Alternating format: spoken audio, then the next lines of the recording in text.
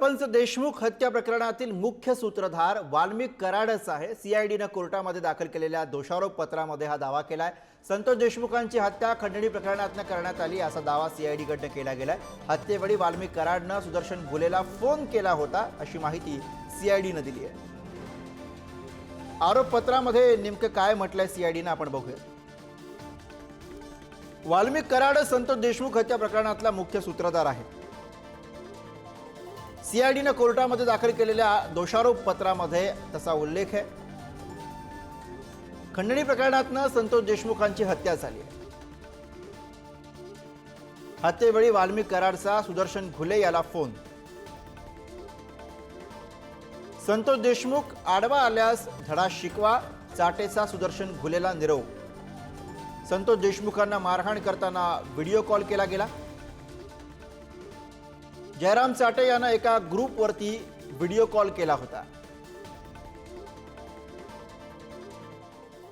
तर या आरोपपत्रामध्ये आरोपींची क्रमवारी नेमकी कशी आहे तीही बघूयात।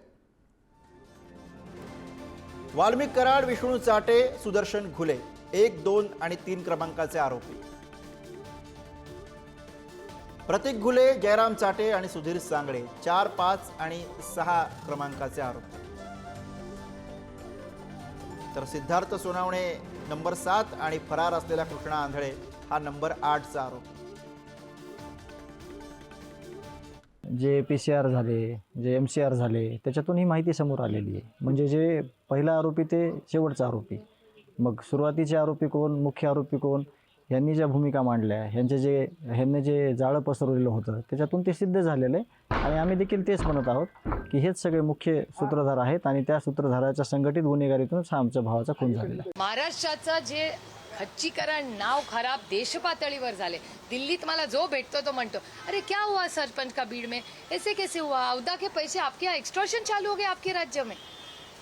आता असं ना, महाराष्ट्राची बदनामी या 1-2 व्यक्तींमुळे झालेली आहे। त्याच्यात बीडचा काही संबंध नाही, परळीकरांचा काही संबंध नाही। ते बिचारे चांगले सुसंस्कृत लोक आहेत। 2 लोकांच्या गलिच्छ कृतींमुळे आज राज्याचं नाव देश पातळीवर खराब झालंय। इन्व्हेस्टमेंटसाठी प्रॉब्लेम। नाही, असं पत्र माहिती मला नाही। हे त्यांचं कॉन्फिडेन्शियल विषय आहे। त्यांनी जेव्हा ते माहिती सादर करतील कोर्टाला आणि ते ऑफिशियली कोर्टातून येईल तेव्हाच मी त्याच्यावर भाष्य करेन। तुमच्या म्हणण्यावर करणार नाही। एका व्यक्तीला इतकी बेदम मारहाण केली पण त्यांच्यावर एफआयआर घेतला गेला नाही, म्हणून कोर्ट मूव्ह करून ऑर्डर घेऊन तो एफआयआर करावा अशी मागणी झाली। 21 तारखेची ऑर्डर आहे, आज तगायत तो एफआयआर झाला नाहीये, म्हणून 2 दिवस झाले एसपींशी मी फॉलोअप घेतला।